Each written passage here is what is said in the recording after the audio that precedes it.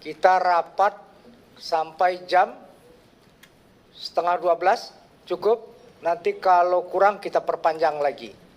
Di rapat sampai jam 11:30. Terima kasih. Perlu diketahui Ibu Bapak semua, ini komisi yang baru dibentuk karena merespon political will dari pemerintahan Pak Prabowo yang menambah jumlah kementerian dan lembaganya.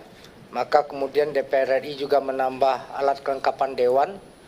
Ada 2 komisi dan badan baru. Nah, salah satunya Komisi 13 ini. Komisi 13 ini memiliki mitra kerja yang duduk di depan kita, Menteri HAM, Menteri Hukum, yang sebelumnya juga ada di sini.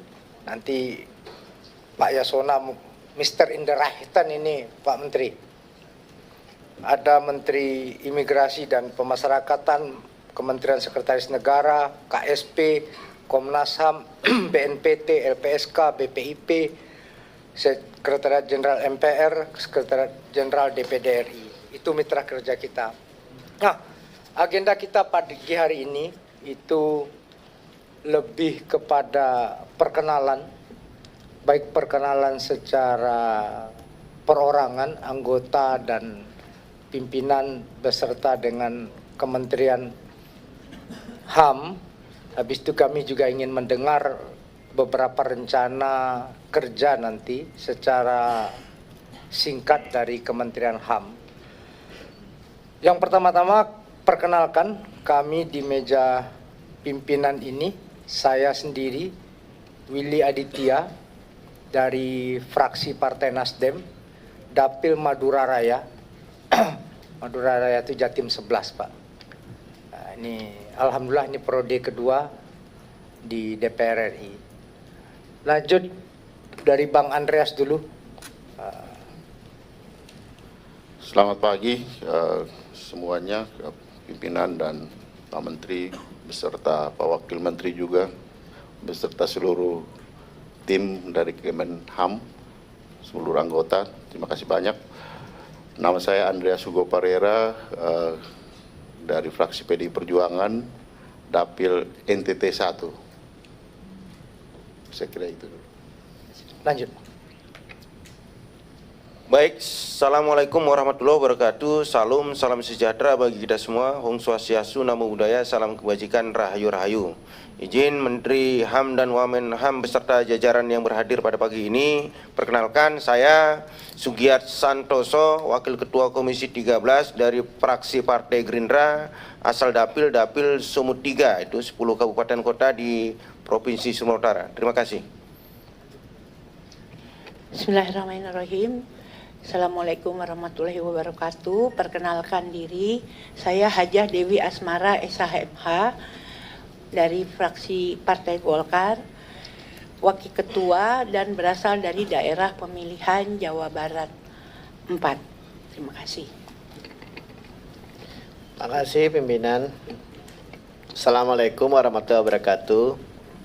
Saya Rinto Subekti dari Dapil Jawa Tengah 4, Karanganyar, Wonogiri, Sragen dari fraksi Partai Demokrat. Terima kasih. Wassalamualaikum warahmatullahi wabarakatuh. Pak Rinto ini juga sudah 3 periode, Pak.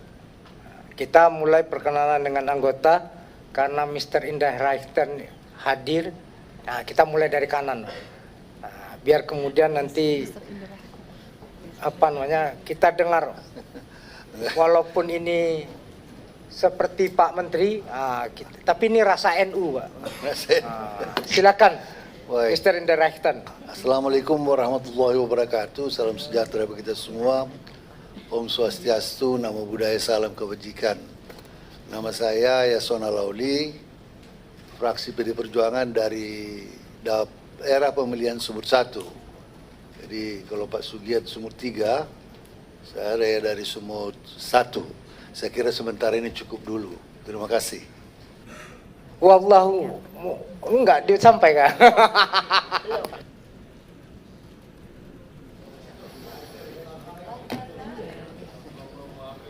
Terima kasih Ketua. Assalamualaikum warahmatullahi wabarakatuh. Selamat pagi, salam sejahtera untuk kita semuanya, pimpinan dan segenap anggota yang kami hormati, Pak Menteri dan segenap jajaran yang kami hormati. Perkenalkan, nama saya Hamid Nur Yasin, biasa dipanggil Hamid, dari fraksi PKS, Dapil Jawa Tengah 4, meliputi Wonogiri, Sragen, Karanganyar. Terima kasih. Wassalamualaikum warahmatullahi wabarakatuh. Terima kasih pimpinan dan anggota Komisi 13 yang saya hormati, Menteri Hukum dan Menteri HAM beserta seluruh jajaran yang saya hormati. Perkenalkan, nama saya Yan Mandenas dari daerah pemilihan Papua Induk atau Jayapura dan sekitarnya, fraksi Partai Gerindra. Terima kasih.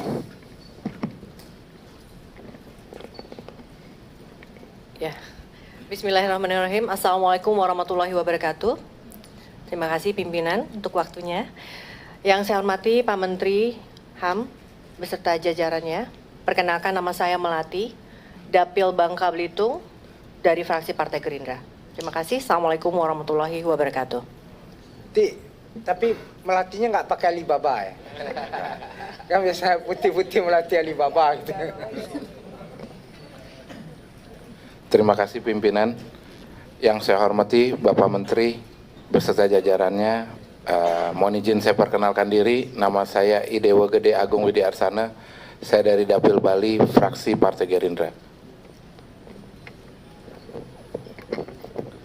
Assalamualaikum warahmatullahi wabarakatuh. Yang saya hormati pimpinan dan anggota Komisi 13, perkenalkan Pak Menteri dan seluruh jajaran. Nama saya Anwar Sadat dari fraksi Partai Gerindra, daerah pemilihan Jawa Timur 2, Pasuruan, Probolinggo, Kabupaten Kota. Wallahul muwaffiq ila aqwamit thoriq. Assalamualaikum warahmatullahi wabarakatuh. Ini baru masuk barangnya. Bang. Baik, izin pimpinan. Assalamualaikum warahmatullahi wabarakatuh. Selamat datang Pak Menteri. Saya Pak Edison Sitorus dari Dapil Banten 2, Kabupaten Serang, Kota Cilegon. Terima kasih. Assalamualaikum warahmatullahi wabarakatuh.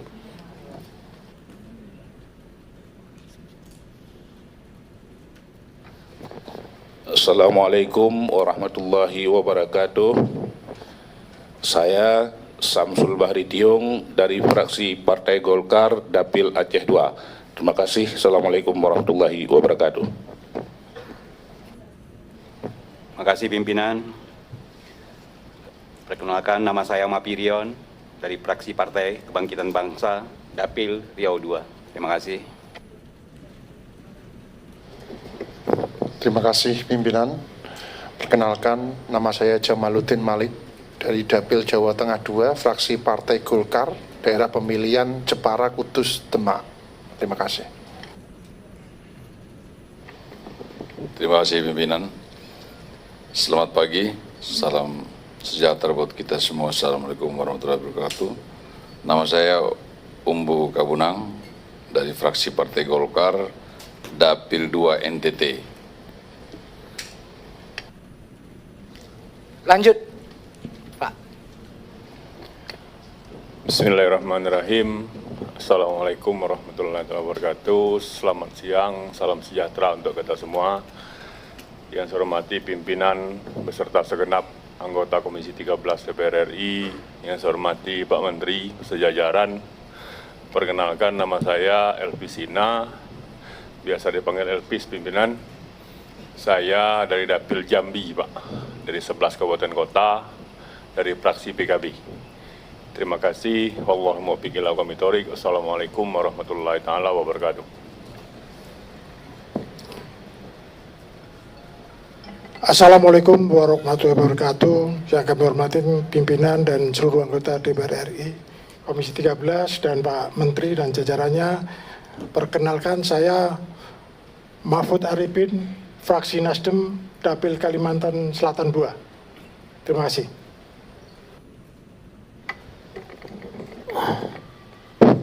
Assalamualaikum warahmatullahi wabarakatuh. Terima kasih pimpinan. Izin Pak Menteri, perkenalkan nama saya Arisal Aziz, panggilan Josal. Saya berasal dari Sumbar 2, daerah pemilihannya dari Partai PAN. Terima kasih. Assalamualaikum warahmatullahi wabarakatuh. Terima kasih pimpinan. Perkenalkan saya Dr. Raja Faisal Manganju Sitorus dari fraksi Partai Demokrat daerah pemilihan Jawa Tengah 1. Terima kasih. Assalamualaikum warahmatullahi wabarakatuh. Bapak Pimpinan Komisi 13 dan Pak Menteri dan seluruh rombongan. Nama saya M. Sadik Pasadigu dari Sumatera Barat 1 dari Partai Nasdem. Terima kasih.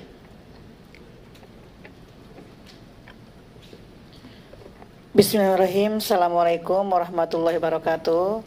Terima kasih pimpinan dan yang saya banggakan teman-teman Komisi 13. Selamat pagi Pak Menteri. Sudah sampai pagi ini saya mengenalkan diri. Nama saya Jameti Rahmatia, SPD SMM, mewakili Dapil Sulsel 1, Makassar, Goa, Takalar, Jeneponto, Bantaeng Selayar. Saya dari Partai Keadilan Sejahtera. Terima kasih. Assalamualaikum warahmatullahi wabarakatuh.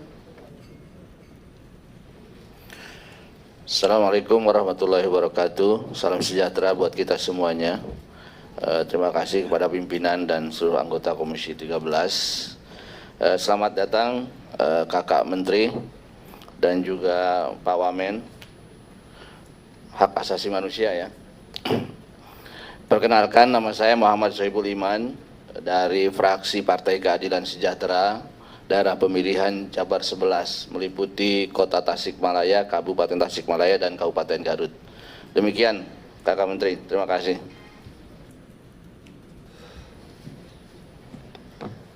Assalamualaikum warahmatullahi wabarakatuh. Pimpinan dan para anggota Komisi 13 yang saya hormati, Bapak Menteri Hukum dan HAM, Bapak Natalius Pigai, dan Pak Wamen serta jajaran, saya Al Muzamil Yusuf, Dapil Lampung 1, fraksi PKS. Terima kasih, Pak.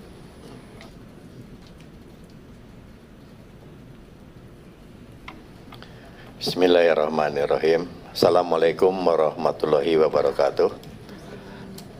Bapak Menteri dan Bapak Wamen yang saya hormati beserta dengan jajarannya, perkenalkan nama saya Agun Gunanjar Sudarsa, sudah pasti orang Sunda, ya, dari fraksi Partai Golongan Karya, daerah pemilihan Jabar 10 yang meliputi Kabupaten Ciamis, Kabupaten Pangandaran, Kabupaten Kuningan, dan Kota Banjar. Terima kasih. Makasih Kang Agun. Pak Menteri, Kang Agun ini sudah 7 periode. Nah, itu kita masih lari-lari di sungai, beliau udah jadi anggota dewan tuh. Silakan yang baru datang, Bang Muslim. Terima kasih. Assalamualaikum warahmatullahi wabarakatuh. Yang saya hormati pimpinan, Bapak Menteri dan Wakil Menteri beserta jajarannya. Perkenalkan, nama saya Muslim Ayub dari fraksi Nasdem, Dapil 1 Aceh. Mungkin itu saja. Saya sudahi dengan wassalamualaikum warahmatullahi wabarakatuh. Waalaikumsalam. Lanjut, Pak. Terima kasih pimpinan. Perkenalkan, nama saya Jamaluddin Idham dari fraksi PDIP, Dapil Aceh 1. Terima kasih. Makasih Bang Jamal. Ibu, lanjut Ibu. Assalamualaikum warahmatullahi wabarakatuh. Salam sejahtera. Terima kasih pimpinan. Terima kasih Pak Menteri dan jajarannya. Saya perkenalkan, nama saya Siti Aisyah dari fraksi PDI Perjuangan, Dapil Riau 2. Terima kasih. Assalamualaikum warahmatullahi wabarakatuh. Makasih Bu Siti Aisyah. Ada lagi yang belum perkenalan? Oke. Itu kami Komisi 13 DPR RI, Pak Menteri dan Pak Wamen. Selanjutnya kami serahkan bola kesampaian untuk memperkenalkan diri dan jajaran. Kalau Pak Natalius Pigai ini sebenarnya nggak perlu perkenalan, Pak. Dong semua sudah tahu tapi sebagai menteri tak sah rasanya kalau tidak perkenalan. Dan sekaligus nanti Pak Menteri tolong sampaikan apa rencana kerja dan lain sebagainya secara skala secukupnya. Silakan kita serahkan pada Pak Menteri.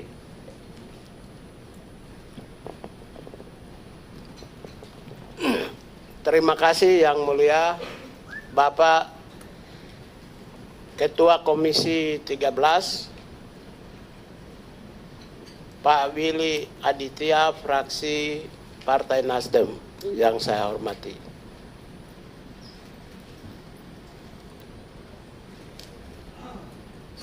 Bapak Sugiat Santosa SEM SP yang saya hormati, fraksi Gerindra. Bapak Andreas Hugo Parera, fraksi PDI Perjuangan NTT 1 yang saya hormati. Ibu Dewi Asmara, fraksi Golkar yang saya hormati. Dan Pak Rinto Subekti, fraksi Demokrat yang saya hormati. Yang saya muliakan, saya banggakan. Dan saya hormati, saya hormat, betul-betul hormat.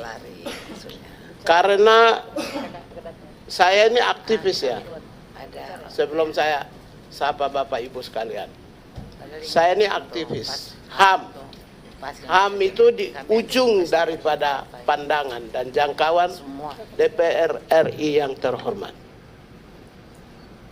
Mungkin tidak ada imajinasi HAM di dalam DPR selama saya bergulat sebagai aktivis hak asasi manusia. Dan baru ada imajinasi dalam memori pimpinan anggota DPR yang terhormat.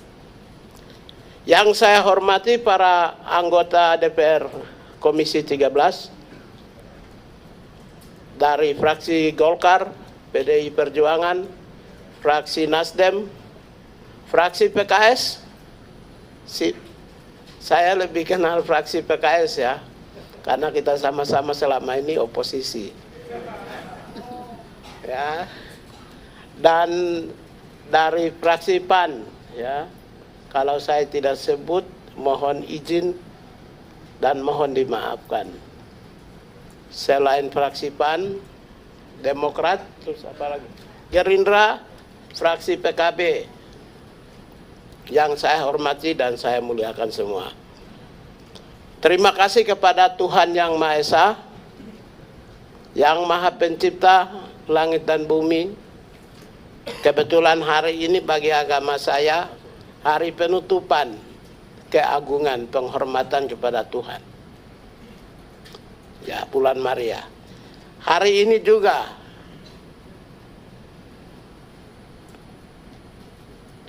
saya mendapatkan anugerah sebagai menteri. Sesuatu yang tidak mungkin bagi seorang aktivis jalanan. Hari ini juga DPR RI mengangkat citra dan nama hak asasi manusia di seantero Republik Indonesia. Karena selama saya menjadi pimpinan Komisi Hak Asasi Manusia, hanya 3 kali dipanggil di DPR yang mulia ini. Ya. Oleh karena itu ketika ada pernyataan saya disambut langsung oleh pimpinan Bapak Willy Aditya dan Bapak Andreas Hugo Pereira sebagai pimpinan. Saya hormat. Mewakili semua aktivis hak asasi manusia, saya menghormati dengan tulus, dengan hati yang mulia. Terima kasih. Bapak pimpinan dan para anggota yang terhormat, nama saya sudah terkenal seantero Republik. Tapi hari ini saya dikenal karena saya punya vision, saya punya mission, bukan karena saya merusak. Oleh karena itu nama saya Natalius Pigai, Menteri Hak Asasi Manusia. Selanjutnya karena kami Kementerian Hak Asasi Manusia lebih demokratis Pak Pimpinan, dan masing-masing diberi panggung untuk memberikan kebebasan ekspresinya, minimal memperkenalkan diri. Silakan Pak Wakil memperkenalkan diri. Baik, terima kasih Pak Menteri. Assalamualaikum warahmatullahi wabarakatuh. Salam sejahtera bagi kita semua, Om Swastiastu, Namo Buddhaya, salam kebajikan. Yang saya hormati dan saya muliakan Bapak Ketua Komisi 13 DPR RI, Pak Willy Aditya, yang kebetulan juga adalah kawan saya waktu di Jogja dulu. Yang saya hormati juga para pimpinan Komisi 13 dan juga seluruh anggota Komisi 13. Izin memperkenalkan diri, nama saya Mugianto, Bapak Ibu sekalian, yang ditunjuk oleh Bapak Presiden menjadi Wakil Menteri Hak Asasi Manusia. Demikian, wassalamualaikum warahmatullahi wabarakatuh. Silakan masing-masing memperkenalkan, dimulai dari Pak Dirjen, silakan. Mohon izin seizin Pak Menteri, Pak Wamen. Bismillahirrahmanirrahim. Assalamualaikum warahmatullahi wabarakatuh. Selamat pagi, salam sejahtera untuk kita semua. Yang mulia, pimpinan anggota Komisi 13 DPR RI, memperkenalkan diri, saya Dahana Putra, Direktur Jenderal Hak Asasi Manusia, Kementerian Hak Asasi Manusia. Terima kasih. Mohon izin Pak Menteri, Pak Wamen dan Pak Dirjen HAM, kami memperkenalkan diri, kami Novita Ilmaris, Sekretaris Direktorat Jenderal Hak Asasi Manusia. Terima kasih. Bismillahirrahmanirrahim. Assalamualaikum warahmatullahi wabarakatuh. Selamat pagi, salam sejahtera, Om Swastiastu, Namo Buddhaya, salam kebajikan, Rahayu, Rahayu. Mohon izin Pak Menteri, Pak Wamen, Pak Dirjen, Bu Ses, saya memperkenalkan diri, nama saya Farid Junaidi, Direktur Instrumen HAM, Kementerian HAM. Terima kasih.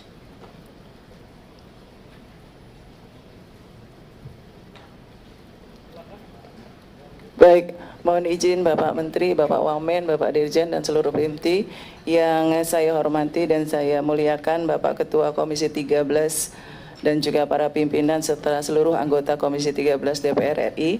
Mohon izin memperkenalkan saya Gusti Ayu Putuswardani, Direktur Diseminasi dan Penguatan Hak Asasi Manusia. Terima kasih. Assalamualaikum warahmatullahi wabarakatuh.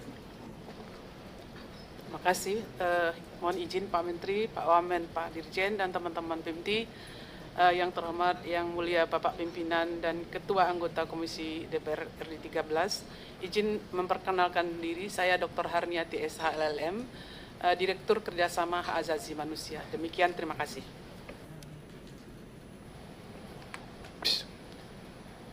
Mohon izin Pak Menteri, Bapak Wamen, Bapak Dirjen, teman-teman PIMTI. Assalamualaikum warahmatullahi wabarakatuh. Selamat pagi, salam sejahtera bagi kita sekalian, Om Swastiastu. Mohon izin memperkenalkan, nama saya Faisal Ali, Direktur Pelayanan Komunikasi Hak Asasi Manusia. Terima kasih. Assalamualaikum warahmatullahi wabarakatuh. Bismillahirrahmanirrahim. Mohon izin Bapak Menteri, Bapak Wamen, Bapak Dirjen, yang saya hormati dan sama-sama kita banggakan, pimpinan Komisi 13 DPR RI. Izin memperkenalkan diri, saya Eko Budianto, saat ini menjabat sebagai Direktur Sistem dan Teknologi Informasi pada Direktorat Jenderal Hak Asasi Manusia. Assalamualaikum warahmatullahi wabarakatuh.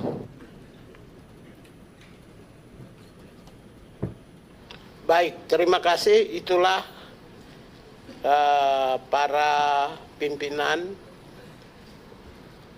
baik itu eselon 1, Pak Dirjen, dan para direktur. Kami di sini yang masih existing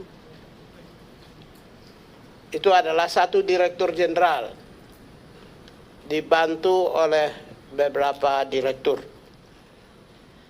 Bapak pimpinan dan para anggota yang saya hormati, saya mungkin tidak terlalu banyak membaca ya bahan-bahan yang disediakan oleh kami ya. Karena saya sendiri berasal dari tukang parkir, Pak, dulu di Depnaker Transmigrasi Kalibata itu Duren. Saya tukang parkir, juru parkir, Pak. Setelah itu jadi honor. Saya sudah honor jadi CPNS. CPNS jadi PNS. Jadi staf, antar-antar surat fotokopi. Jadi staf khusus, dapat jabatan struktural fungsional. Jadi pimpinan Komnas HAM, sekarang menteri.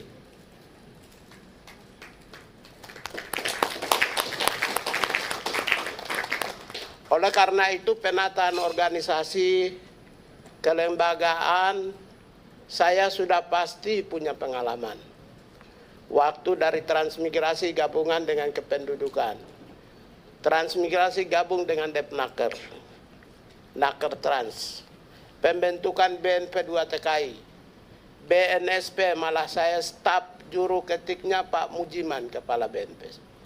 Oleh karena itu, penataan organisasi sudah merupakan bagian dari pekerjaan pribadi saya. Bapak pimpinan dan para anggota yang saya muliakan, saya banggakan, dan saya hormati. Seperti yang Bapak-Bapak ketahui, bahwa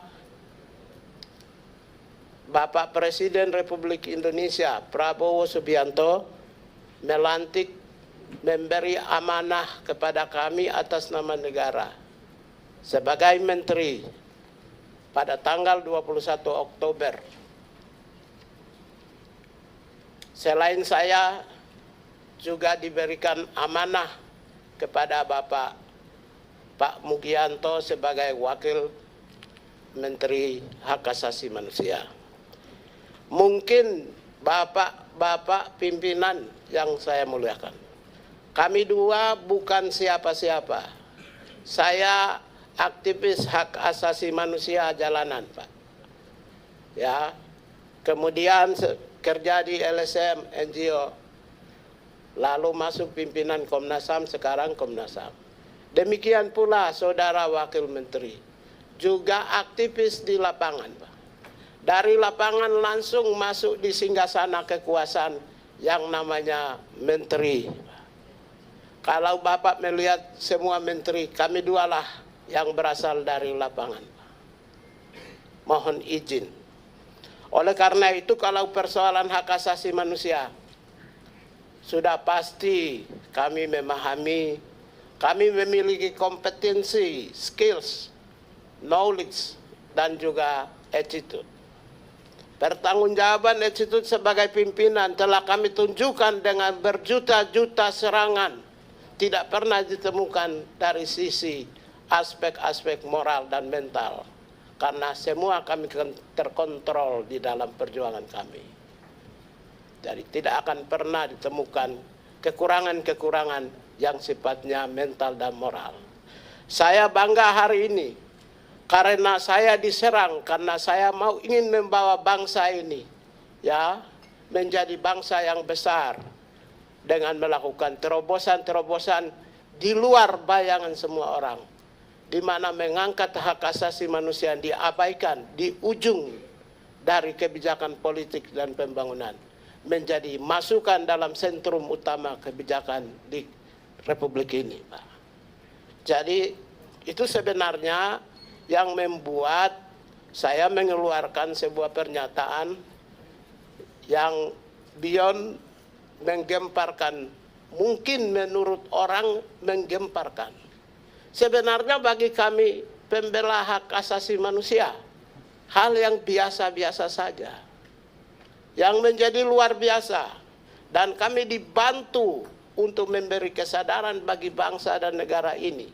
Ketika Pak Pimpinan Komisi 13, Pak Willy Aditya, merespon secara cepat, Pak Andreas Parera pimpinan merespon secara cepat, dan menjadi buah bibir di masyarakat, Pak, dari ujung timur Papua sampai ujung barat Sumatera.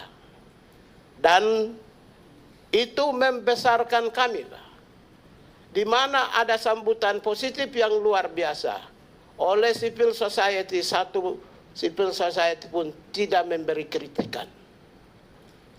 Mohon izin, satu orang civil society pembela HAM tidak memberi kritikan.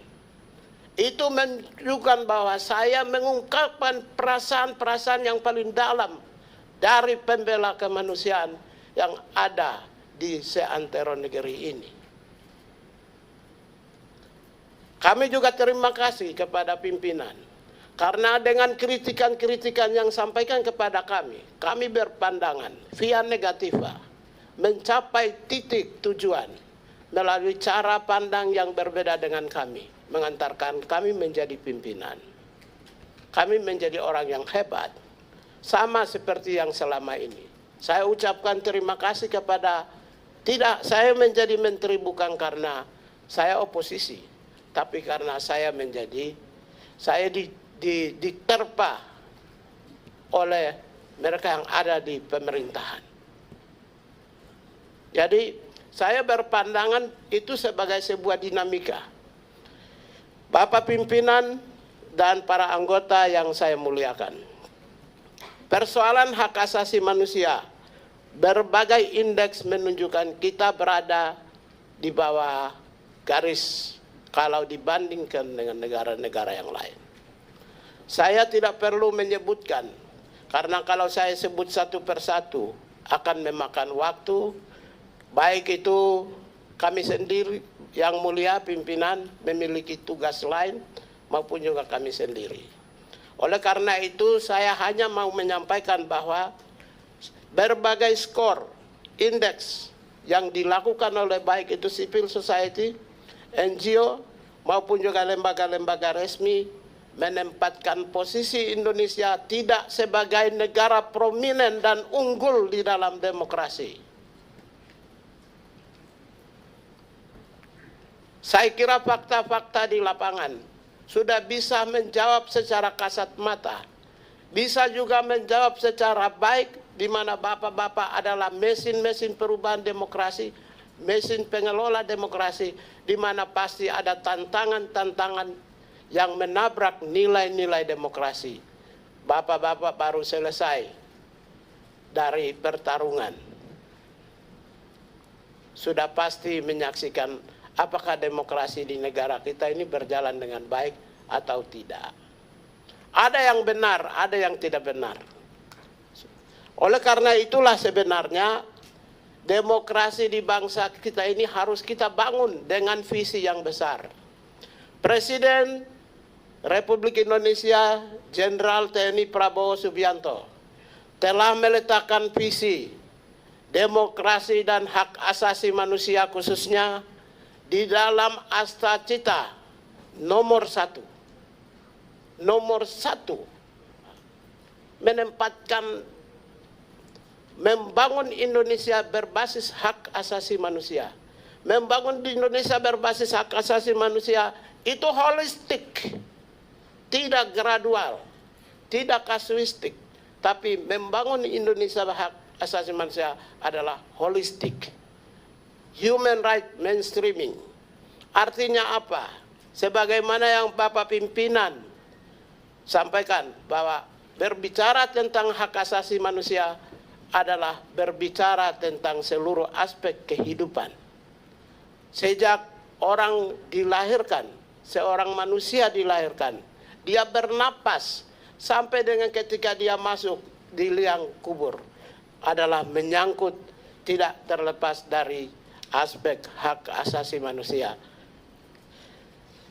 Oleh karena itu saya tidak perlu menjelaskan tentang posisi Indonesia seperti apa dari sisi berbagai penilaian-penilaian yang ada.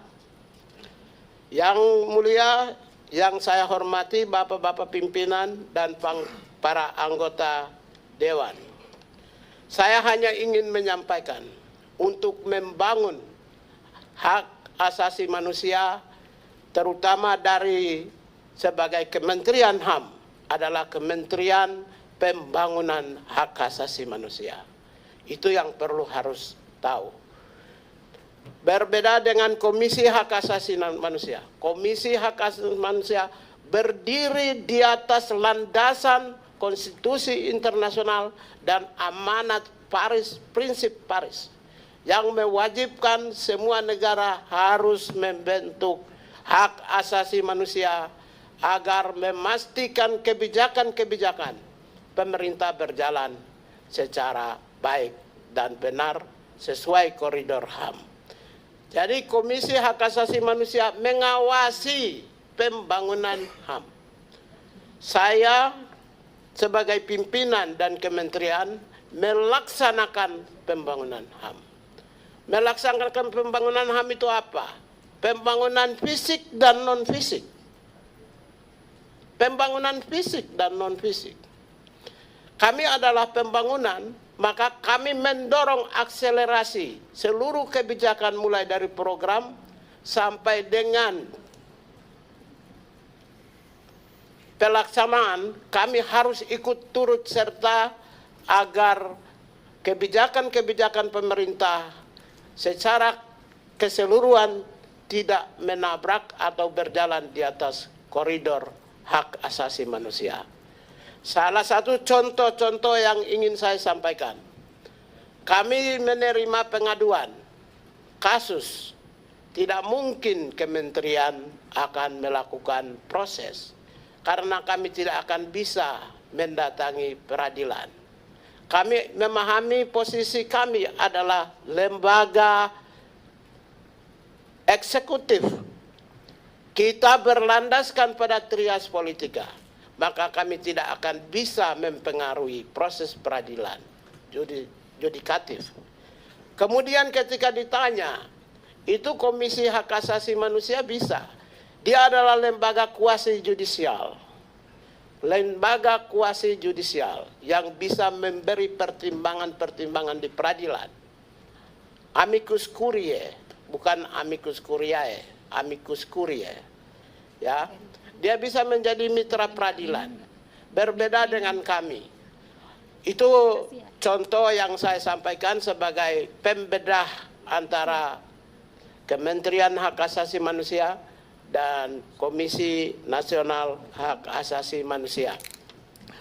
Kami juga selain melakukan pembangunan hak asasi manusia, maka kami juga ikut mendorong agar seluruh kebijakan, baik itu pendidikan, kesehatan, ekonomi, sandan, pangan, papan, bisa berjalan secara baik dan benar. Kami bukan pengawas, tapi kami adalah bagian yang ikut serta agar memberi masukan-masukan kepada seluruh sektor agar seluruh pembangunan berbasis pada nilai-nilai HAM. Adapun 3 tugas sesuai dengan Perserikatan Bangsa. Di preambul pertama itu menegaskan ada tugas utama pemerintah. Yang pertama adalah pemerintah wajib menghormati hak asasi warga negara. Right to respect to respect ya on human right. Jadi pemerintah itu diwajibkan untuk menghormati hak asasi manusia. Siapa pemerintah? Yaitu kementerian.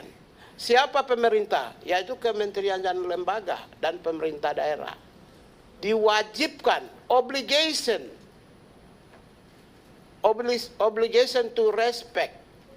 Jadi kami ini diberi kewajiban, Pak. Yang kedua, pemerintah memiliki kewajiban untuk melindungi hak asasi manusia. Obligation to protect. Jadi yang memastikan adanya perlindungan HAM bagi semua warga negara Indonesia adalah kami.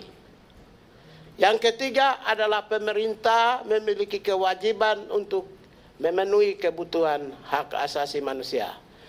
Ini bagian yang ketiga disampaikan oleh pimpinan Pak Willy Aditya yang memiliki naluri pikiran yang jauh dan memahami lebih luas seperti samudra persoalan hak asasi manusia. Pemenuhan kebutuhan HAM adalah merupakan kewajiban pemerintah. Sandan, pangan, papan, pendidikan, kesehatan, ekonomi, baik itu pekerjaan-pekerjaan rutin pemerintah maupun juga pekerjaan-pekerjaan prioritas pemerintah. Oleh karena itulah, maka ketika orang bertanya, busung lapar, siapa yang bertanggung jawab? Pemerintah. Ketika orang tanya ada buta huruf, siapa yang bertanggung jawab? Pemerintah. Tidak pernah kalau ada busung lapar, mereka bertanya orang tuanya yang bertanggung jawab. Nggak ada pemerintah yang harus bertanggung jawab.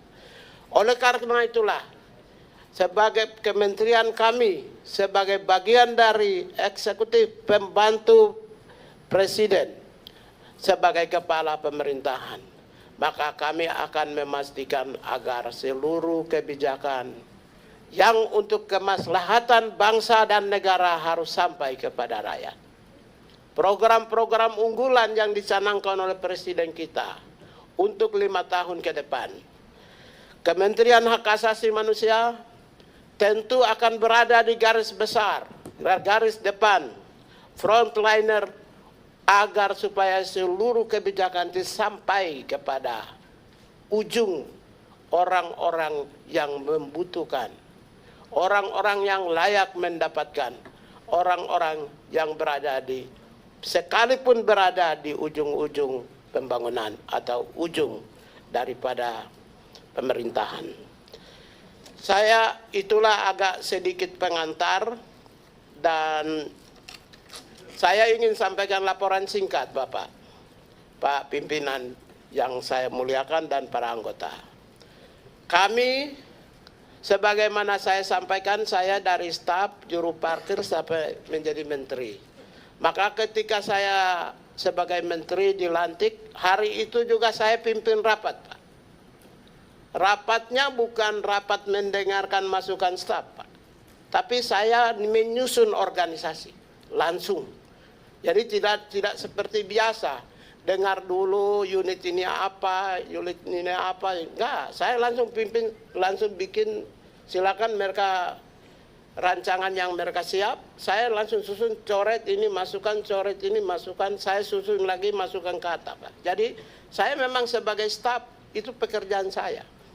Maka sebelum kami ke Magelang, itu kurang lebih hampir 6 atau 7 kali ya kita pertemuan, dan bahan hampir 90% struktur organisasi kami, tugas pokok dan fungsi, sudah selesai Pak. Mungkin saya tidak tahu, saya tidak mau ingin agak membanggakan, tapi saya bangga dengan staf saya. Mungkin kementerian kami termasuk yang paling cepat. Hari ini kami sudah mendapatkan Kepres, peraturan presiden tentang kementerian. Mungkin dalam waktu 2-3 hari ini kami akan mendapatkan permen tentang HAM. Berarti hari Senin atau Selasa saya sudah lantik Pak di kementerian baru. Jadi kami laksanakan secepatnya. Orang bertanya, apakah itu bagian dari program 100 hari? Kami tidak punya program 100 hari. Kami punya program emergency condition untuk membangun rakyat, bangsa dan negara selama 5 tahun kalau dipertahankan. Bapak Ibu sekalian, ini saya sampaikan bahwa kami tidak punya program 100 hari. Andaikan kalau saya menyatakan program 100 hari adalah tata laksana revitalisasi organisasi dan pembangunan organisasi dan pengisian staf, maka saya sudah selesai 7 hari Pak.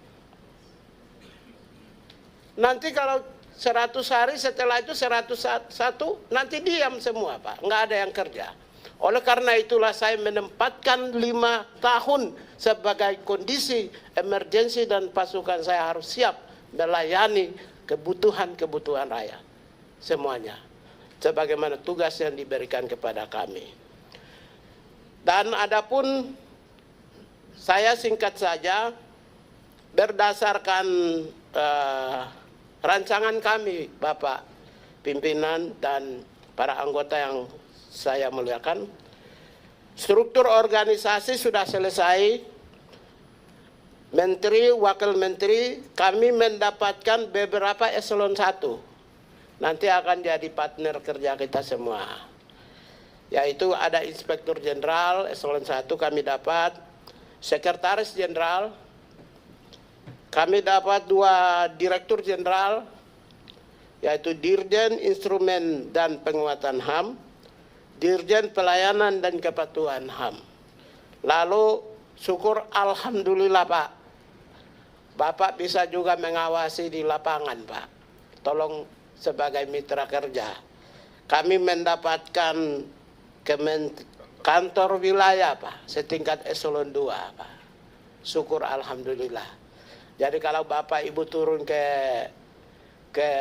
daerah, nah, pasukan saya sudah siap Pak. Maksudnya siap melayani sebagai mitra.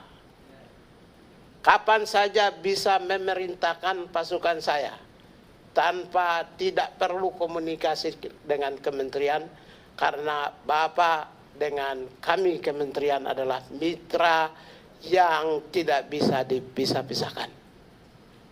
Saya akan bentuk hampir semua provinsi kantor wilayah. Dan struktur saya sudah siapkan Pak pimpinan. Lagi-lagi semuanya, mungkin kami ini, saya pertama dipanggil ke Kartanegara, orang pertama yang dipanggil. Orang pertama yang digebukin publik. Orang pertama yang diundang di DPR di sini.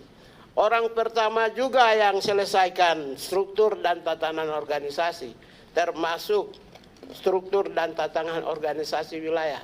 Cocok. Cukup Pak Menteri?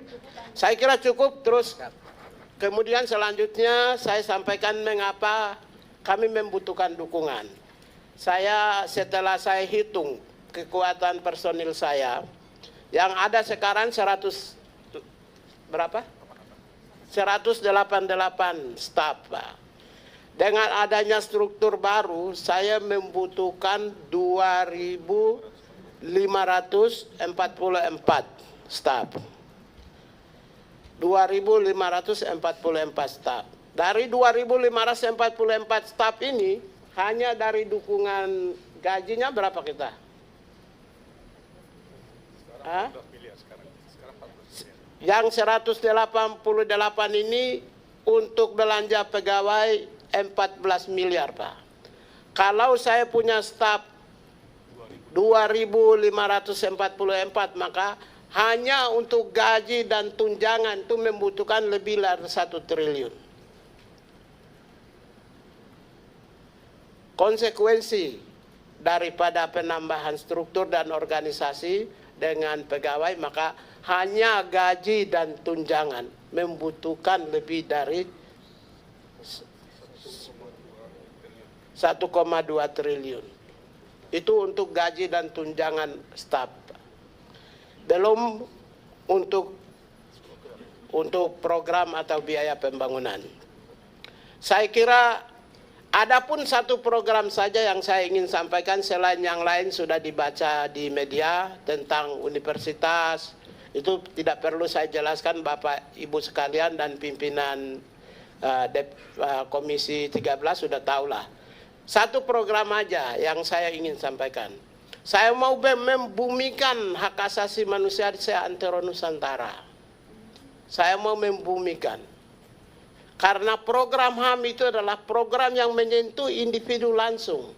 Berarti program yang menyentuh 280 juta orang. Merubah mindset. Karena itulah saya targetkan 83.000 kelompok. Dan saya sudah bentuk tim saya di lapangan 1.007 tim. yang siap bekerja, dan nanti di dalam perjalanan kita akan mengorganize pasukan-pasukan kami, dan nanti lebih mudah karena kita bentuk kantor wilayah. Dari 83.000 kelompok yang basisnya itu di perdesaan yang kita siapkan, satu kelompok atau satu wilayah saja kita kasih 100 juta, maka 8 triliun 300, Pak. Itu untuk sosialisasi di masyarakat lokal dan basis bawah. 8 triliun 300. Untuk mencapai 20 triliun, saya punya lebih dari 200 program yang tidak perlu saya sebut.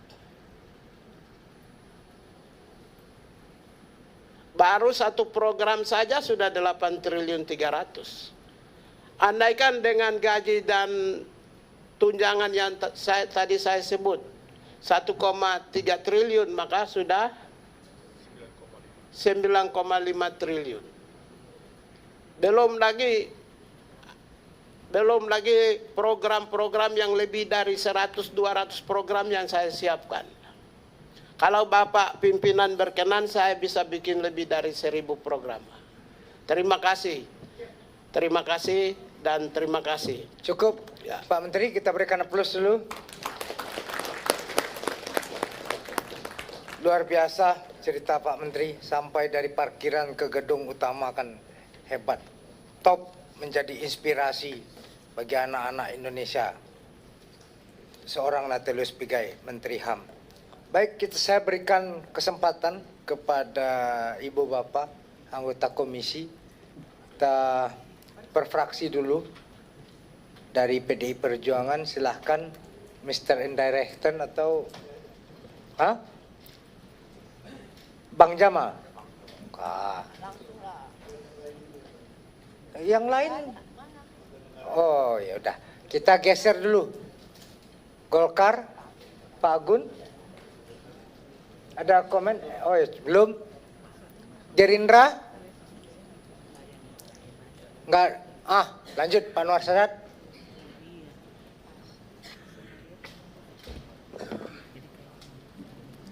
Terima kasih yang saya hormati para pimpinan Komisi 13, Pak Menteri dan Pak Wamen, Mas Mugi yang saya hormati. Saya kira kita tahu bahwa Pak Menteri ini orang yang cerdas, melempar suatu isu sehingga menjadi point of interest.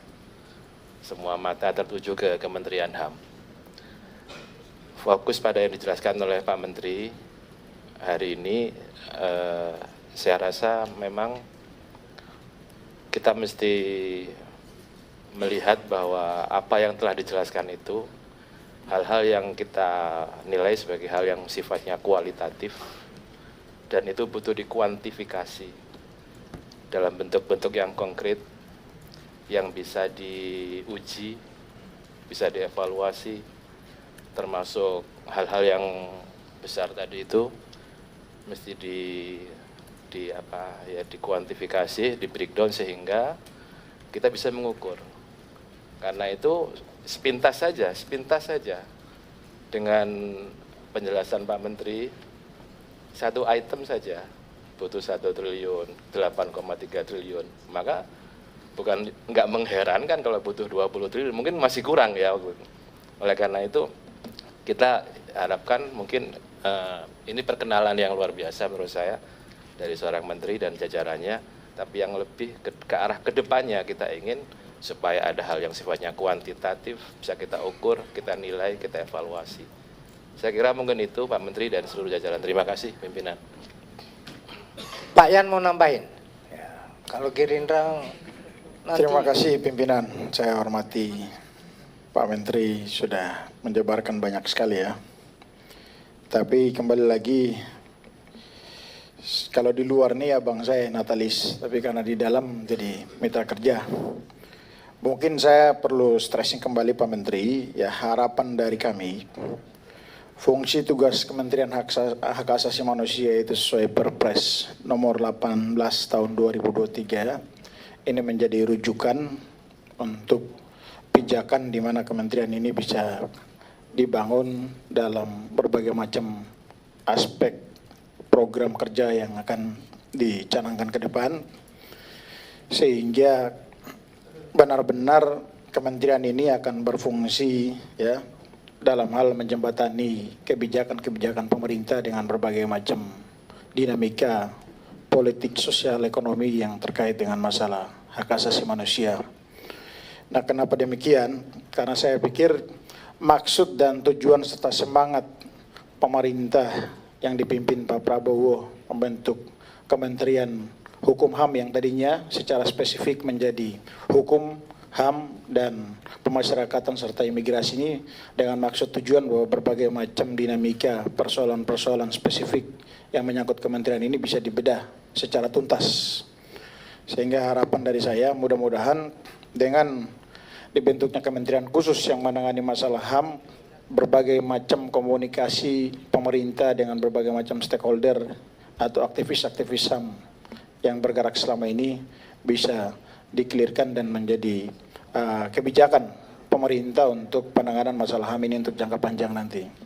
Itu menjadi harapan dari kami. Kemudian yang berikut soal masalah usulan alokasi anggaran, ya saya pikir ini kan kita sudah di penghujung dari proses pembahasan dan penetapan anggaran untuk pagu Kementerian Lembaga tahun 2025. Jadi alokasi yang diajukan sah-sah saja, namun akan menjadi pertimbangan dan pembahasan juga di internal komisi ke depan untuk menjadi perhatian. Namun harapan dari saya, ya, mudah-mudahan dengan alokasi anggaran yang tersedia saat ini maupun nanti di tahun 2025 ada output maupun input yang diberikan dari kementerian ini kepada Bapak Presiden untuk menyelesaikan berbagai macam isu-isu HAM yang selama ini membumi dan menyangkut dengan eksistensi daripada bangsa kita di mata dunia. Itu saja yang menjadi catatan dan harapan kami. Terima kasih pimpinan. Terima kasih Pak Yan. Lanjut fraksi Nasdem. Bang Muslim ada? Pas dulu. Senior Pak Mahfud ada? Terima kasih Pak Ketua. Yang kami hormatin Pak Menteri. Pemerintahan Pak Presiden Prabowo ini membentuk kementerian berjumlah 53 kementerian. 48. Ditambah wakil menterinya cukup banyak. Tentunya semuanya ingin membuat program-program dan membangun SOTK-nya, Pak. Ya, kita paham bahwa HAM ini sekarang khusus berkonsentrasi menyelesaikan persoalan-persoalan HAM. Kita akan dukung dengan pembentukan kementerian ini. Kita tahu seperti yang disampaikan Pak Menteri tadi bahwa persepsi hak asasi manusia di Indonesia ini kalau dilihat dari ukurannya adalah paling bawah di Asia Tenggara. Skornya 28. Dibandingkan dengan Timur Leste saja itu skornya 52. Kita akan dukung dengan anggaran-anggaran yang diajukan tadi, tetapi kementerian ini sangat banyak membangun struktur organisasi baru, tempat baru. Kalau sampai Pak Menteri ini sudah berpikir panjang membangun kantor di setiap provinsi dengan target 23 setiap provinsi ada.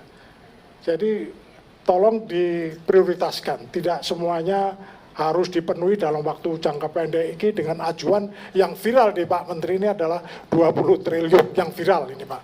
Jadi harus berjenjang dan bertahap, tentunya tidak lepas daripada peranan di Komisi 13 ini, mitra kerjanya untuk nantinya juga berkomunikasi dengan Menteri Keuangan. Anggaran kita ini juga pada saat situasi sekarang ini, ekonomi kita ini tidak baik-baik saja, sedang tidak baik-baik saja. Saya rasa ini Pak, untuk dipertimbangkan Pak Menteri, pertahapannya yang pimpinan boleh ditambahkan. Tadi disuruh duluan tidak mau. Inilah kadang-kadang besok, ini terakhir, silakan. Kalau aku suruh dulu, abang duluan. Kan abang pejuang HAM. Iya, terima kasih pimpinan yang saya muliakan, yang saya hormati, pimpinan beserta para anggota sekalian. Bapak Kementerian Hukum dan Hak Asasi Manusia berserta jajarannya, saya ada menyampaikan beberapa hal menyangkut dengan Kementerian HAM kita ini. Yang pertama, dulu masa Pak Jokowi menjabat, dia sudah membentuk tim ad hoc untuk menyelesaikan pelanggaran berat HAM selama 10 tahun kepemimpinannya. Salah satunya, beliau membentuk tim penyelesaian non-yudisial pelanggaran HAM berat masa lalu atau PPHAM yang diketuai oleh Menteri Koordinator Politik Keamanan Pak Mahfud. Memang pemerintah memiliki kewajiban untuk melakukan ini berdasarkan Undang-Undang Nomor 26 Tahun 2000 tentang pengadilan HAM. Namun instrumen ini belum dipergunakan dengan baik, malah membuat kebijakan yang ada di luar itu. Jadi untuk itu kami mohon Pak Menteri, apakah pelanggaran HAM masa lalu itu, apa perlu kita tindak lanjuti atau berakhir sampai di situ saja? Saya rasa Bapak tahu bagaimana pelanggaran HAM berat di masa lalu, terkhusus di dapil kami. Ini di sebelah kanan saya ini termasuk orang yang melanggar HAM berat dulu di sini. Tapi dia udah kembali ke Ibu Pertiwi. Dan sekarang pembela HAM. Jadi ini mohon tidak perlu saya sampaikan kasus-kasus pelanggaran HAM berat di Aceh. Dulu pada masa Pak Lasona Lauli, Pak Lasona sudah berapa kali ke sana menindaklanjuti persoalan ini. Jadi kami rakyat Aceh menuntut itu, Pak Menteri, supaya Pak Menteri juga tahu sangat berat dan sangat-sangat berat Papua dan Aceh. Saya rasa Pak Menteri juga tahu dari Papua, kami juga dari Aceh. Apakah itu bisa kita selesaikan? Kalaupun memang tidak bisa kita selesaikan, pendapat saya memang kita harus saling memaafkan. Kan itu aja. Nggak berat-berat sekali menyelesaikan ini, tapi belum ada statement pemerintah untuk mengatakan itu. Kami yakin Pak Menteri bisa melakukan ini. Dari tampilan gaya, dari bentuknya, dari wajahnya, dari cara performanya, saya yakin dengan kepemimpinan Bapak, pelanggaran HAM di masa lalu dan yang masa akan datang akan drastis. Karena saya tahu juga jejak rekam Pak Menteri yang sangat peduli dengan pegiat-pegiat HAM di masa lalu dan masa sekarang. Tolong mohon jawaban Pak Menteri, karena ini kami tunggu-tunggu sudah berapa tahun. Yang meninggal keluarganya juga banyak. Apakah ini termasuk pelanggaran HAM? Jangan kita konotasikan pelanggaran HAM itu terhadap masyarakat saja, tapi korban-korban dari TNI, Polri itu banyak korban-korbannya. Jadi ini pemikiran yang energik. Saya berharap kepada Pak Menteri untuk mensiasati bagaimana menyelesaikan tindak lanjut permasalahan ini. Terima kasih pimpinan. Makasih. Assalamualaikum warahmatullahi wabarakatuh. Itu suara dari Aceh, dari hati yang tulus. Aceh, Papua itu kalau nggak ada Indonesia tuh. Nah. Lanjut, PKB ada? Terima kasih pimpinan. Assalamualaikum warahmatullahi wabarakatuh. Tadi sudah disampaikan bagaimana kondisi HAM di negara kita. Tapi Kakak Pigai harus ingat, saya membaca ada 9 program yang akan menjadi prioritas. Saya minta di tempat pertama ditempatkan bahwa Kakak Pigai harus memberi pemahaman kepada aparatur sipil, siapapun aparatur pemerintah untuk paham dulu tentang HAM ini apa. Jangan masyarakatnya, karena harus diingat, Amnesty International membuat report itu, dari 6 reportnya, itu 5 pemerintah. Cuman 1 masyarakat. Masyarakat sipil Papua yang bersenjata. Yang lainnya semua pemerintah. Demo ditangkap. Ya kan? Apa-apa nih ada reportnya. Pengunjuk rasa ditangkap. Pro kemerdekaan di penjara. Semuanya pemerintah. Jadi mesti memberi pemahaman kepada pemerintah Prabowo Gibran ini bahwa HAM itu nih seperti ini nih HAM. Supaya nanti kalau Kakak Pigai memperbaiki masyarakatnya, tetapi pemerintahnya tidak punya persepsi yang sama, itu nggak bisa. HAM-nya nggak jalan. Karena yang melanggar itu dari 6 report Amnesty International itu, 5 yang melanggar itu pemerintah. Masyarakatnya cuma 1. Yang pertama. Yang kedua, pimpinan, ini kementerian, kalau perusahaan ini bangkrut ini.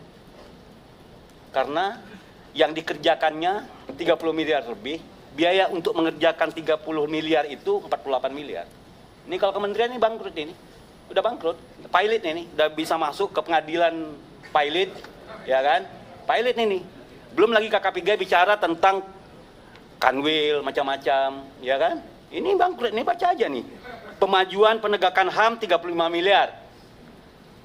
Dukungan manajemennya 48 miliar. Jadi dia mengerjakan 35 miliar, biayanya 48 miliar. Nah, ini bangkrut. Jadi ini klarifikasinya bangkrut. Dan ini menjadi prioritas Komisi 13 untuk segera bicara dari antara kementerian ini dengan kita bicara, kalau enggak ini bangkrut ini. Jangankan HAM. Mereka sendiri ini sudah melanggar HAM terhadap dirinya sendiri. Bagaimana mau ngurus HAM orang lain sementara mereka ini melanggar HAM? Iya kan?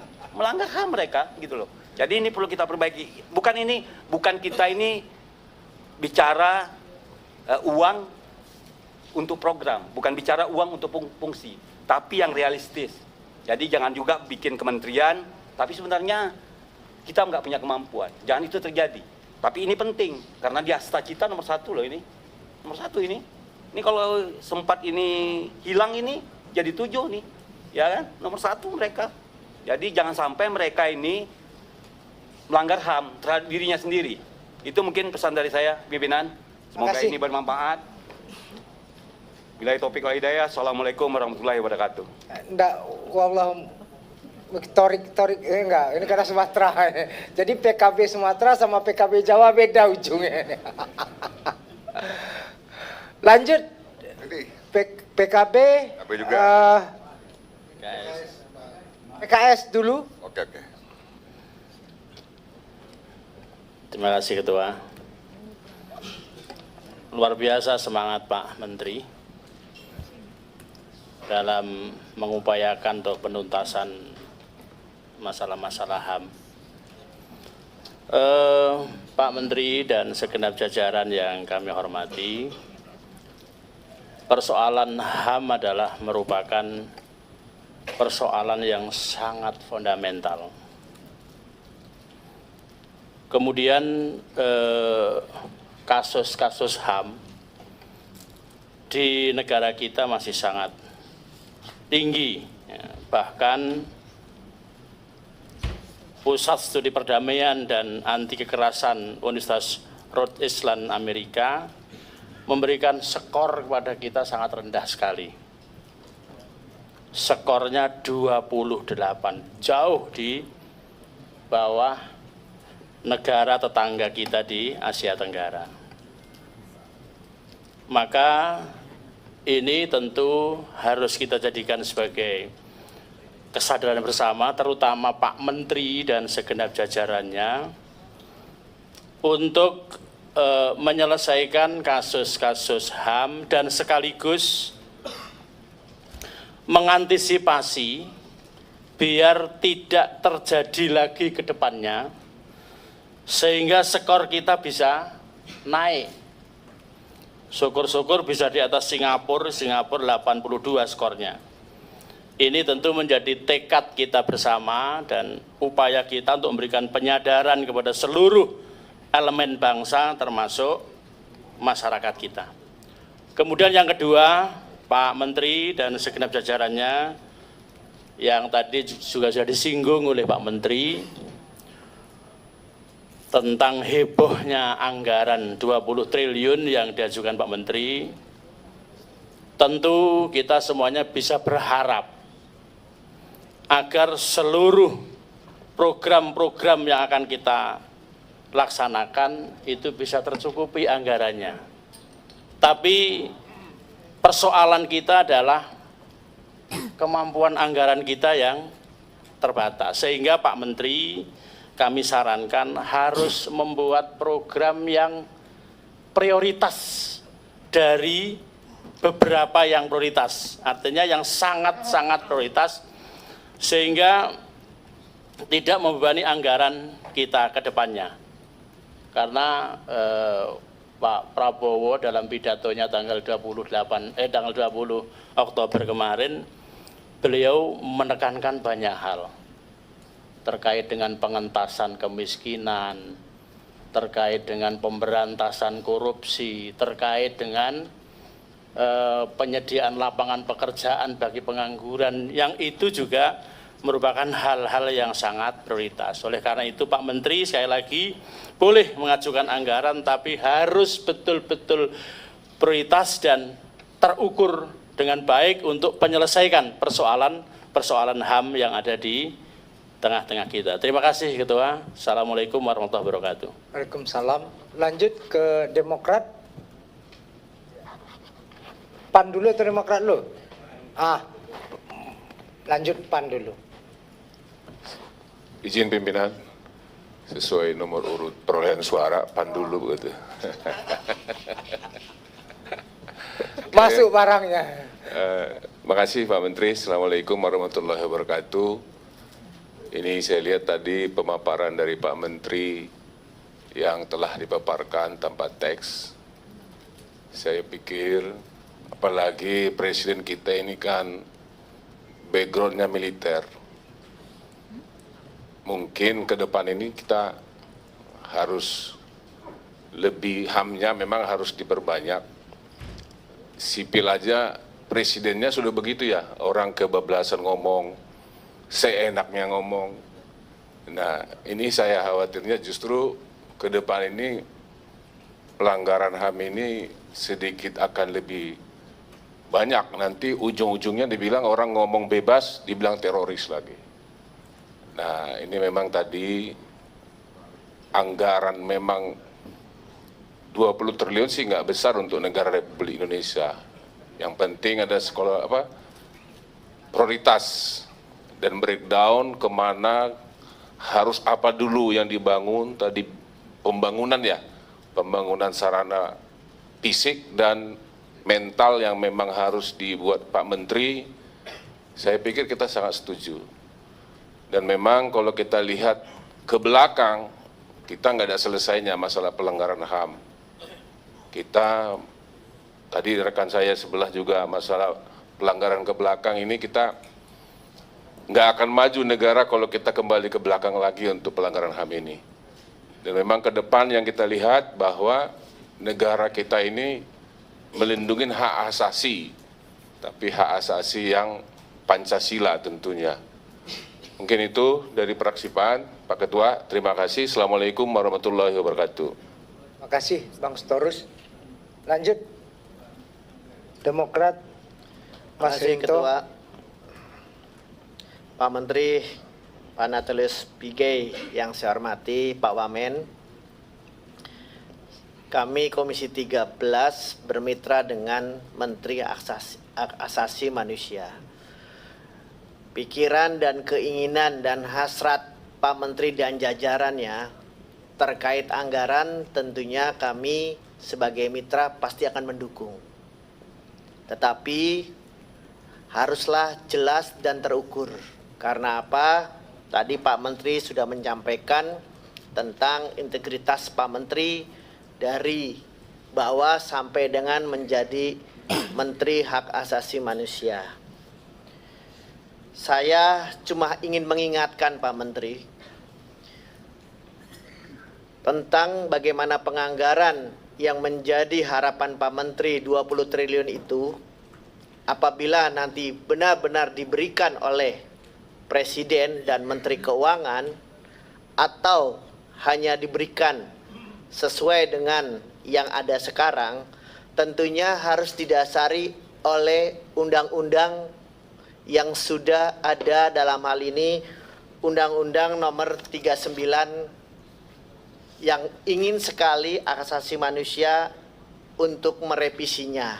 Jangan sampai turunan dari undang-undang tersebut tidak sesuai dengan pemikiran Pak Menteri.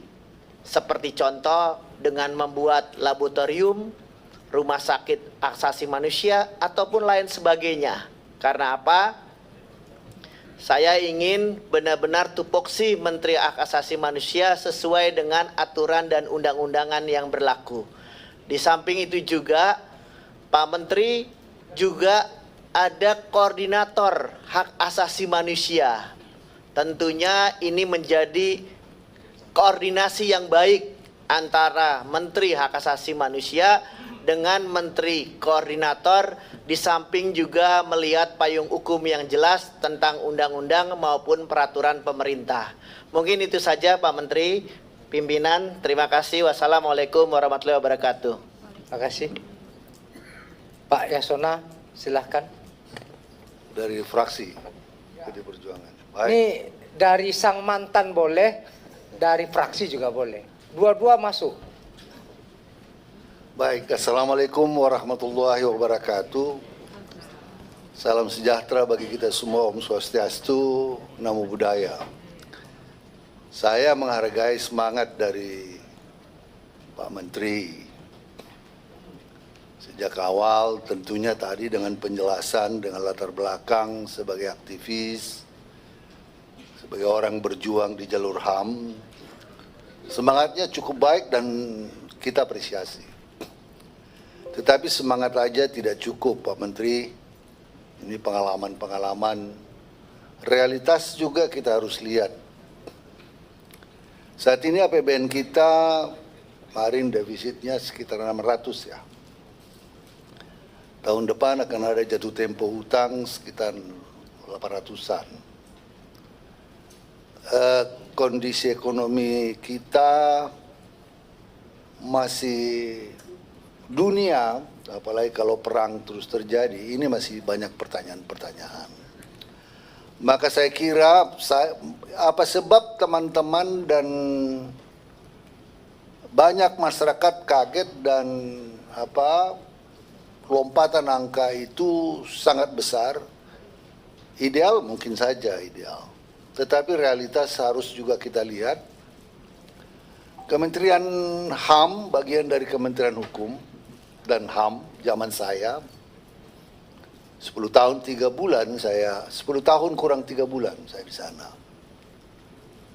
Sekarang tahun 2024 anggarannya itu semua 18,3 triliun. Yang paling besar Direktorat Jenderal Pemasyarakatan dengan hampir 35.000 pegawai existing.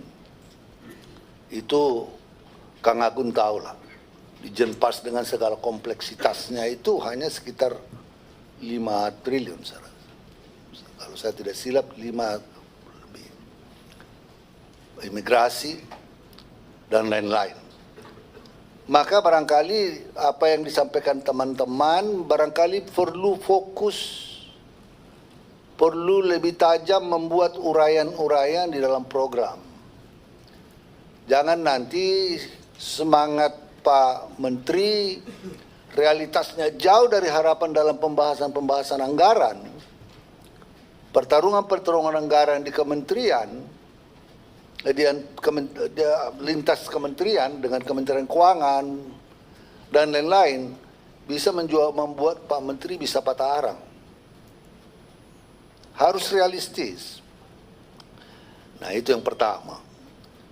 Yang kedua yang ingin saya tanyakan, tadi Pak Menteri mengatakan bahwa skor penegakan HAM, pemajuan HAM di Indonesia ini 28.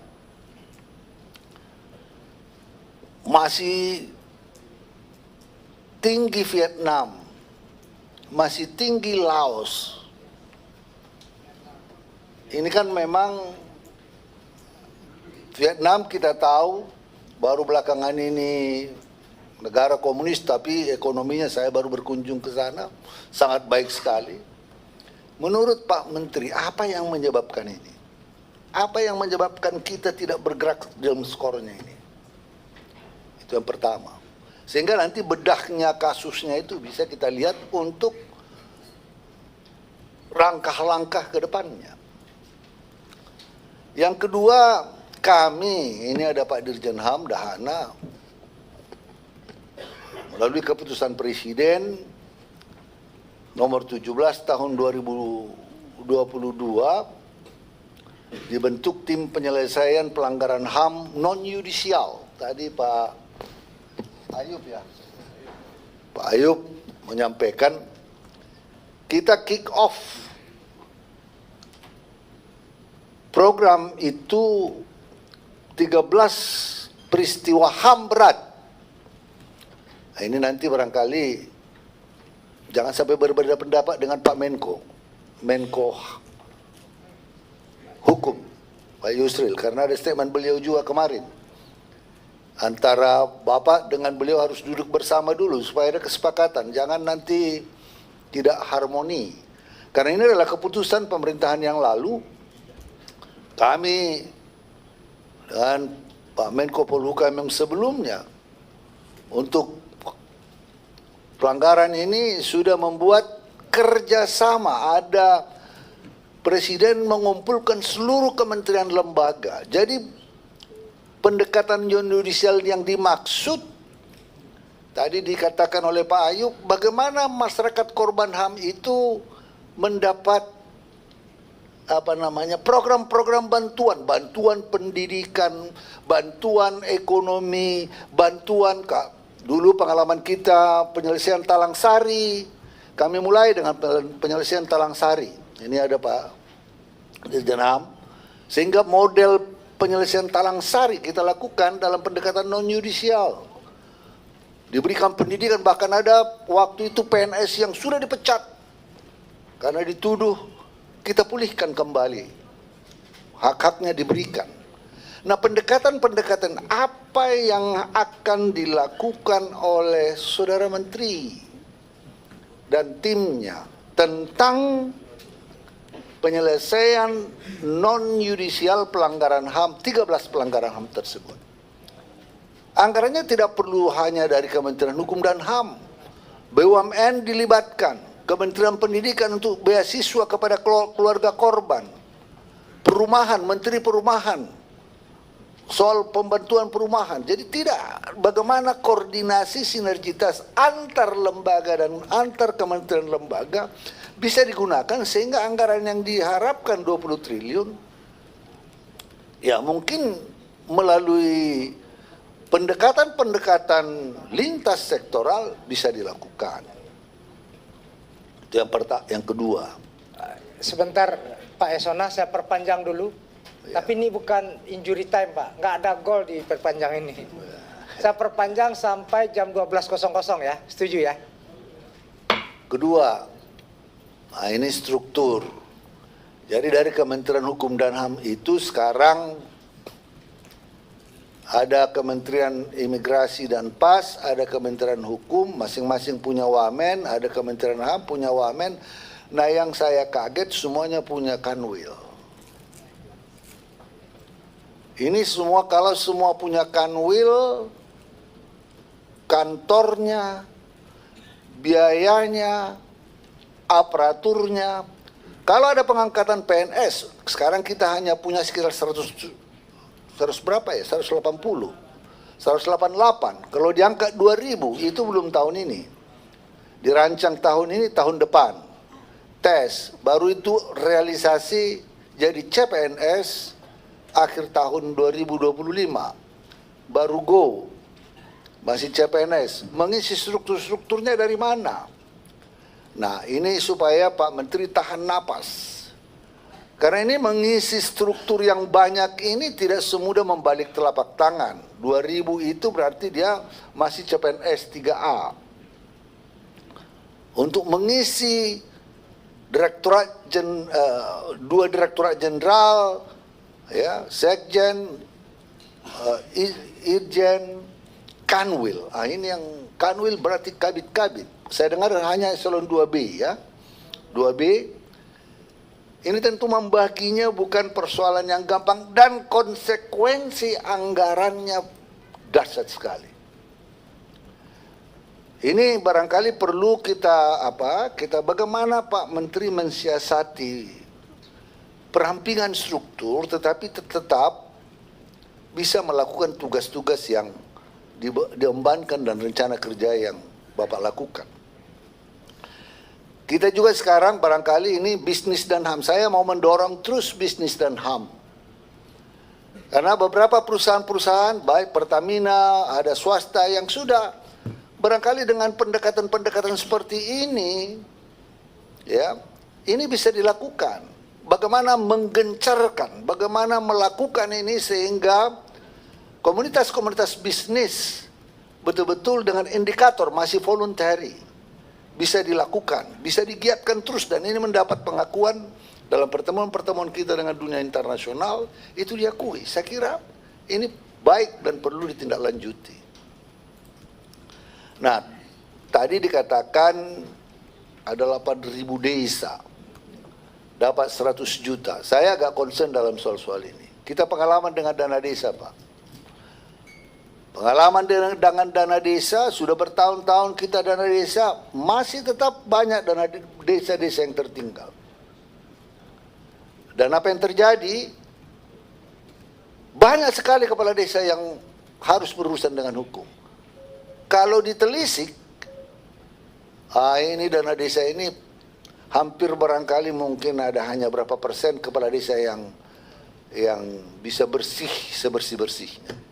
Makanya pada pemilu yang lalu banyaklah kepala desa yang menjadi alat penakut, digunakan dengan alat penakut untuk tujuan-tujuan tertentu dalam pemilu. Tidak usah kita bahas di sini. Kenapa? Itu tadi. Jadi saya mengajak Pak Menteri sebelum sampai ke sana, make it next 3 to 4 years to come instead of doing it right away. Ya. Kita punya program peduli HAM. Ini yang perlu diperbaiki. Indikatornya diperbaiki lebih ketat. Kemudian kasih reward kepada kota sehingga anggarannya dari Pemda, indikator yang kuat dilakukan oleh Kementerian Hukum dan HAM, dikasih reward kepada Pemdanya yang mendapat kota kabupaten peduli HAM. Koordinasikan dengan Kementerian Keuangan.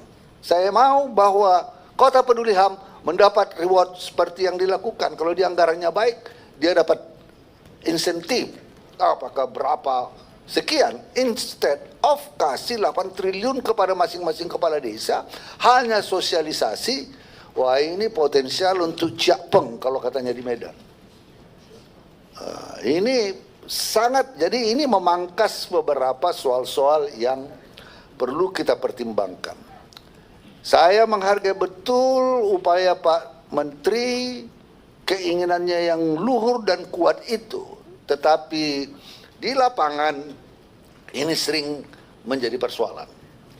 Nah, yang berikutnya Universitas HAM, rumah sakit tadi sudah diangkat, rumah sakit HAM.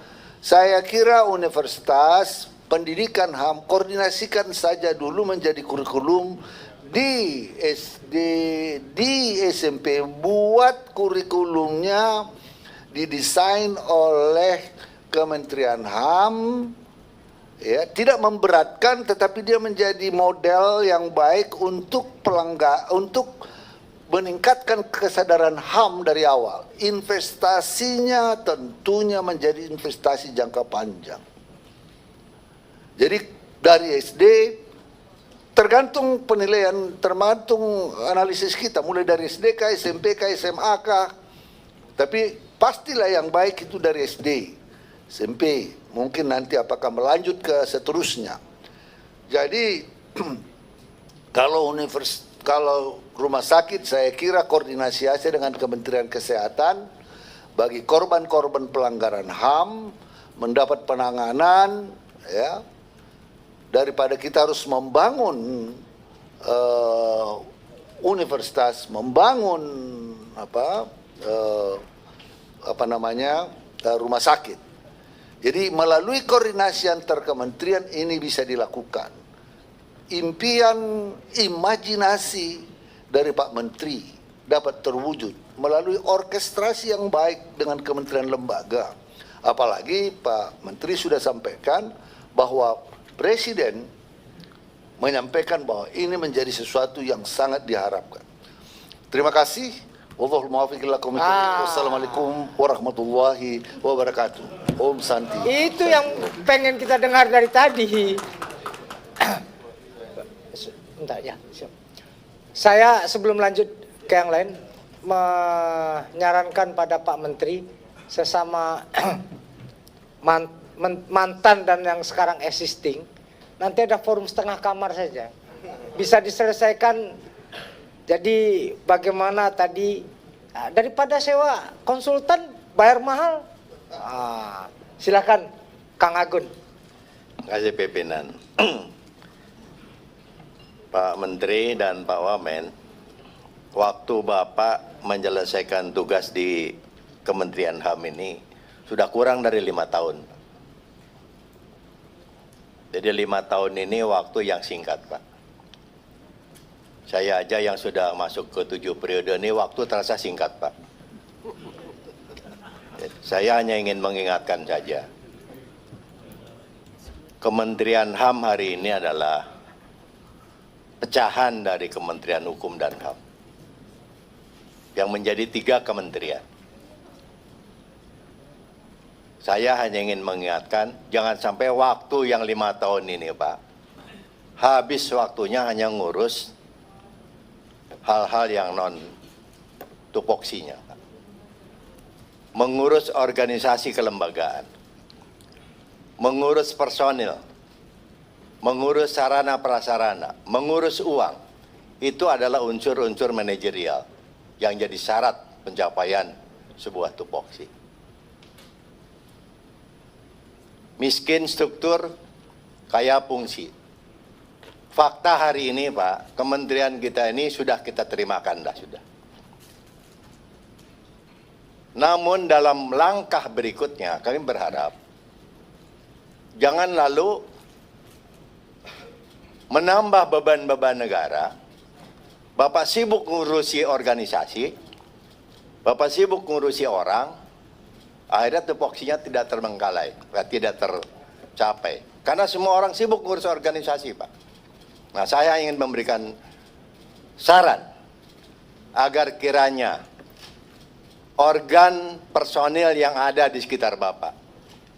Saya mengenal Ibu Ayu, Pak. Saya mengenal Pak Dahana, Pak. Saya mengenal Pak Farid.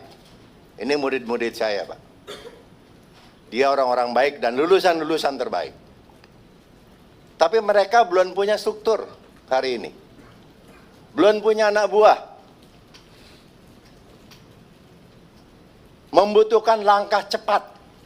Tidak mungkin dikerjakan oleh dirinya sendiri. Begitu juga dengan Bapak. Bapak harus mengangkat siapa? Sekjen Bapak. Siapa Irjen Bapak? Nah, saran saya, dari 3 kementerian ini paling tidak pada level di bawahnya, Pak, itu ngasih sering ketemu.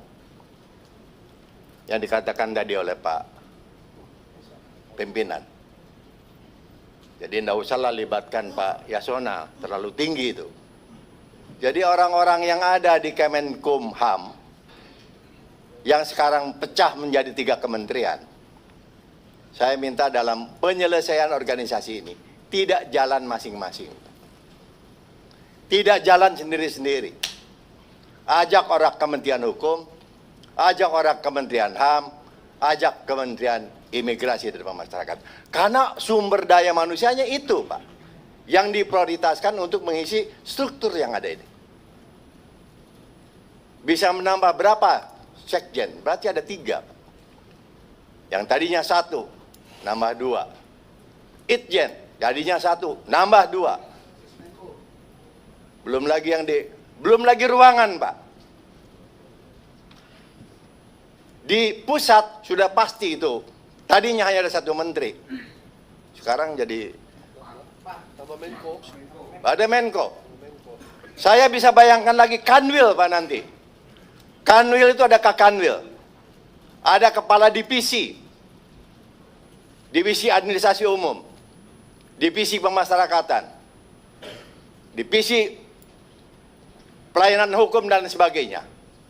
Itu kalau dibelah, mana yang mana HAM, mana yang hukum, mana yang imigrasi dan pemasyarakatan. Nah, di situ saja sudah butuh ruangan.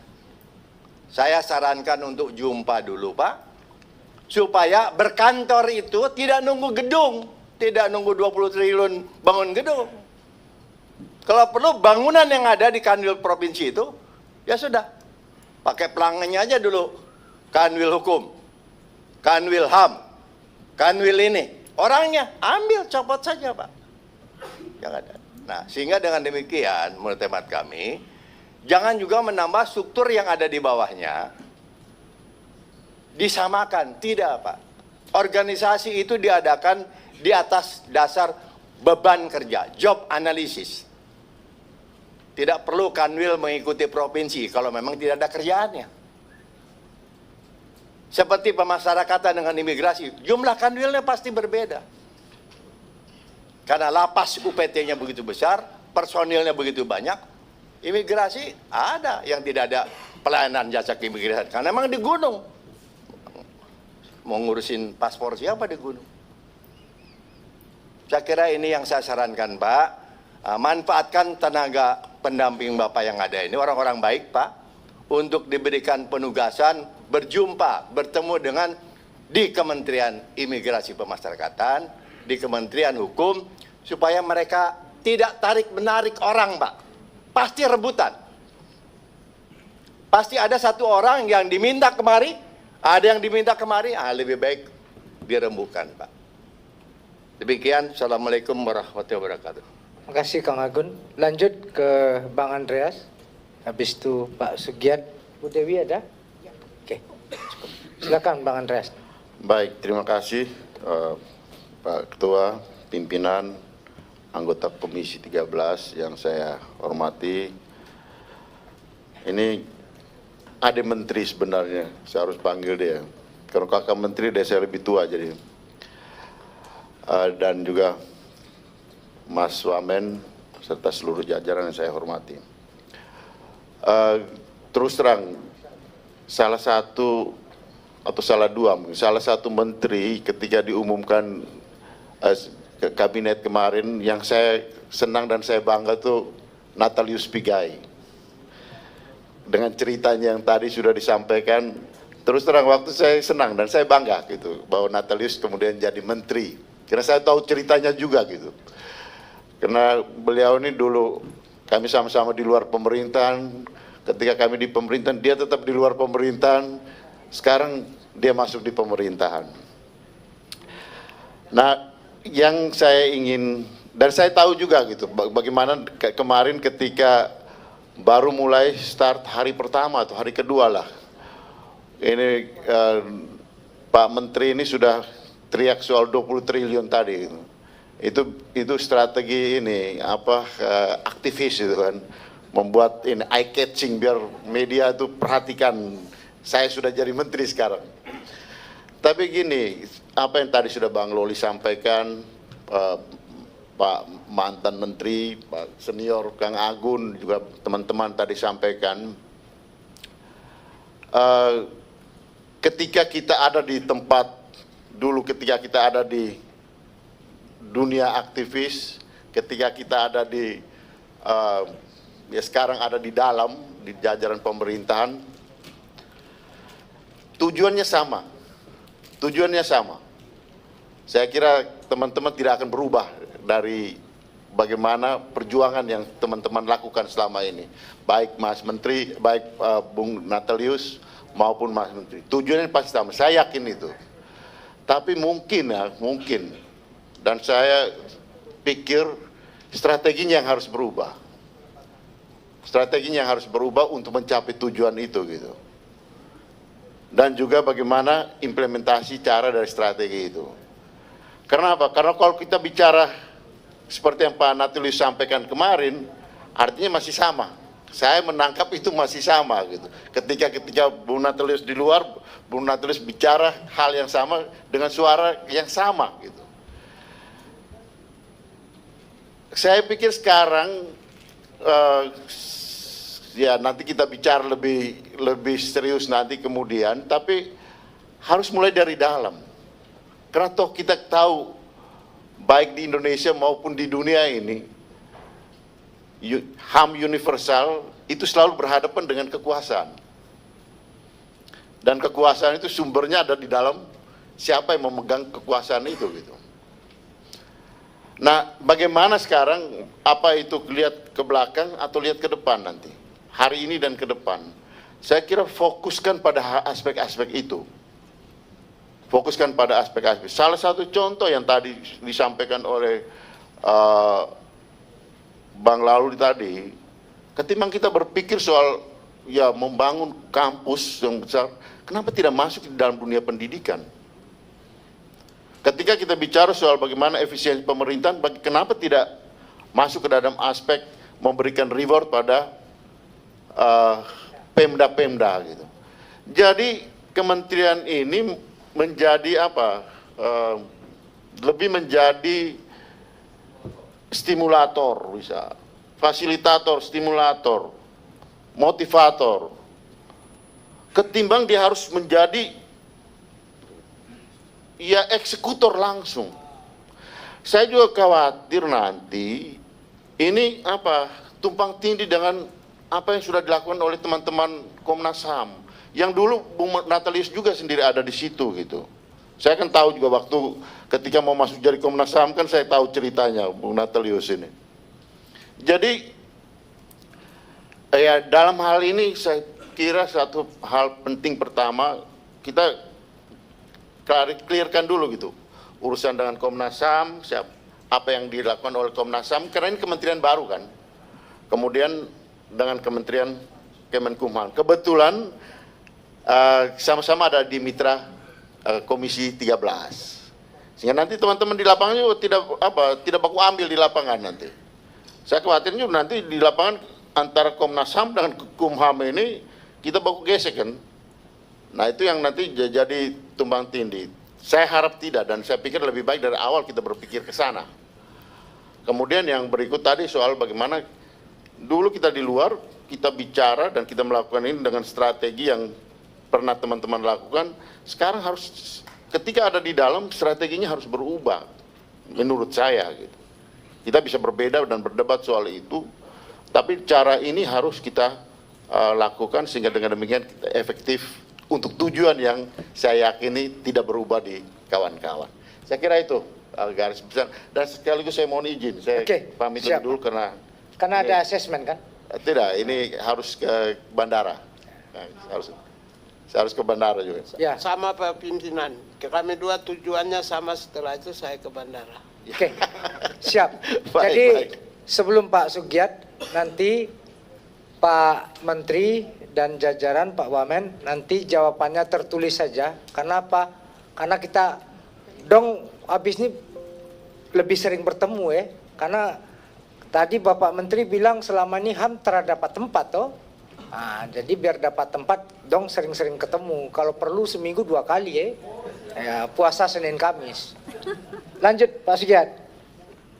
Baik, terima kasih pimpinan dan seluruh anggota DPR RI Komisi 3 yang kami hormati, serta jajaran Kementerian HAM RI yang berhadir pada pagi ini.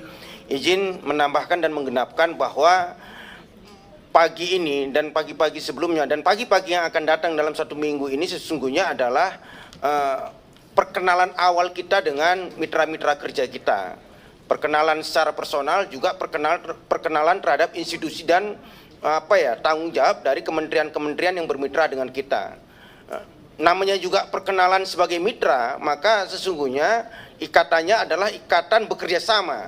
Ikatan bagaimana fungsi DPR itu bisa memberikan dukungan yang sangat maksimal kepada kementerian yang bermitra dengan kita, itu nanti setelah perkenalan ini bisa mensukseskan tanggung jawabnya di kementerian masing-masing. Itu mungkin yang harus kita dudukkan lebih dulu di 1 minggu ini. Yang kedua, sebagai mitra, saya pikir fungsi DPR itu juga konteksnya adalah dalam kerangka memberi dukungan sebatas yang menjadi otoritas DPR. Saya memahami bahwa fungsi DPR yang 3 itu, legislasi, budgeting, dan pengawasan, itu bisa dimaknai bahwa kita memberi 2 tapi meminta 1. Memberi 2 itu adalah memberi dukungan legislasi, memberi dukungan penganggaran yang proporsional dan prioritas. Baru setelah kita tuntaskan tanggung jawab kita dalam konteks fungsi legislasi dan budgeting, baru kita secara etika dan moral punya hak untuk meminta dalam konteks pengawasan. Itu yang kedua.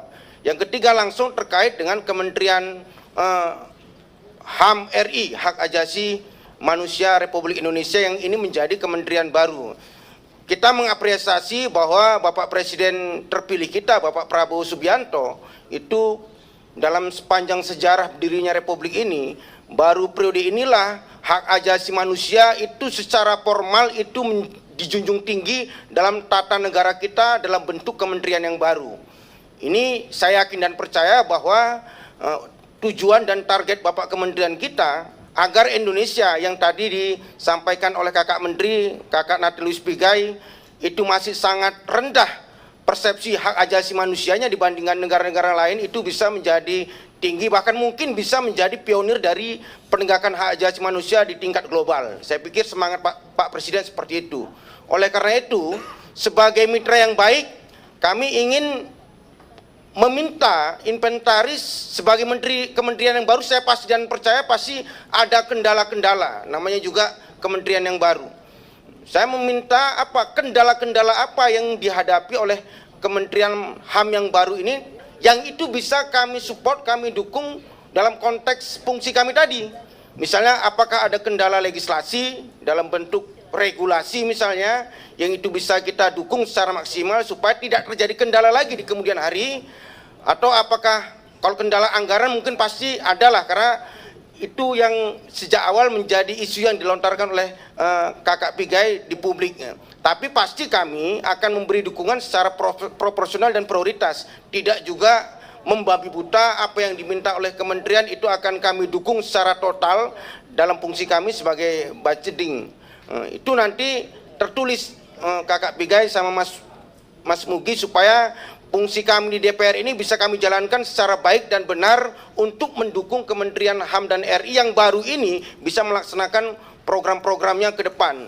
Saya menambahkan bahwa ini beda dengan Komnas HAM. Tadi saya agak sedikit melihat bahwa kawan-kawan DPR RI Komisi 13 masih menafsirkan bahwa otoritas dari Kementerian HAM ini sama dengan Komnas HAM. Kalau saya baca dan saya dengar dari penjelasan Kakak Pigai tadi bahwa Kementerian HAM RI ini diharapkan bisa melakukan pembangunan hak asasi manusia. Produknya adalah kebijakan dan program-program yang berorientasi pada pembangunan kesadaran rakyat Indonesia untuk bisa menjunjung tinggi hak asasi manusia. Kalau terkait dengan advokasi kasus-kasus pelanggaran HAM itu menjadi domain dari Komnas HAM yang juga nanti siang akan kita lakukan rapat perkenalan seperti ini juga. Saya pikir itu sebagai tambahan kami, pimpinan. Terima kasih. Makasih Pak Sugiat. Pak Menteri Natalius Pigai, Wakil Menteri Pak Mugianto, Ibu Bapak semua, kita sudah sampai di ujung rapat kerja kita. Tadi Pak Sugiat mengingatkan kita, ini kan masih ta'aruf. Ya, mungkin ya ta'aruf kan dengan banyak cara atau bagaimana menarik. Kalau merah itu kan ekornya dikembangin biar seolah-olah cantik gitu kan. Tapi prinsipnya Pak Menteri, keberhasilan Menteri Hak Asasi Manusia juga keberhasilan Komisi 13. Karena kita sama-sama baru, Pak. Jadi Bapak maju, kami maju. Bapak jeblok, kami juga jeblok. Nah, dong satu frekuensi untuk itu. Jadi ini strong political will dari pemerintahan Pak Prabowo ini tentu harus kita lempengkan. Ibu Bapak semua, ini cuma baru ada 2 menteri HAM di dunia ini, yang pertama Pakistan, yang kedua Brazil, yang ketiga kita. Tentu ini jadi bisa jadi exercise laboratorium. Cuma Pak Menteri, tadi Pak Yasona Lawli, Pak Rinto, dan Kang Agun sudah memberikan suatu gambaran, satu rambu-rambu bagi kita. Kita ini kan sama-sama toh kakak, berangkat tidak punya apa-apa, tapi jangan menambah struktur. Spiritnya yang paling penting, zeitgeist dari human rights itu, ya kalau tambah kanwil nanti kata Pak Yasona kapan jadinya. Nah sementara HRD, Human Rights Defender, pasukan kakak Wamen ini banyak di mana-mana. Nah, kenapa dong tidak berdayakan itu toh sebagai sebuah networking? Artinya sosial kapital human rights itu yang kemudian harus kita lihat. Jangan kemudian spirit yang hebat dari Pak Prabowo, spirit yang hebat dari kakak menteri, ini terkendala dengan hal-hal yang sifatnya tadi struktur keorganisasian kata Kang Agun. Nah prinsipnya 20 miliar itu masih kurang untuk human rights. Iyalah, makan siang bergizi, pendidikan gratis, kesehatan gratis. Apa enggak semua ini human rights semua? Ah, tentu kita harus bisa melihat spirit itu di mana letaknya. Jadi kita sama-sama bisa bekerja sama untuk siang hari ini. Apa yang sudah disampaikan kita cukupkan ini sebagai forum ta'aruf dulu aja. Kita ketemu lagi dalam waktu yang dekat, jadi kita breakdown ini sembari menunggu perpres yang Pak Menteri sampaikan tadi. Ibu Bapak semua, kita tunggu jawaban tertulis dari Pak Menteri, karena beliau juga akan ke bandara. Sekian, saya pikir cukup ya? Cukup? Oke, dengan Pak Menteri kita tunggu jawaban tertulis Pak Menteri, dan kita tunggu Pak Menteri, kita kalau bisa seminggu 2 kali kita ketemu Pak Menteri. Cocok kan? Kalau nggak Pak Menteri ke sini, kami yang ke sana. Oke. Oh jangan. Terima kasih kakak-kakak semua, Pak Menteri. Wabillahi taufiq wal hidayah. Saya tutup rapat ini. Assalamualaikum warahmatullahi wabarakatuh.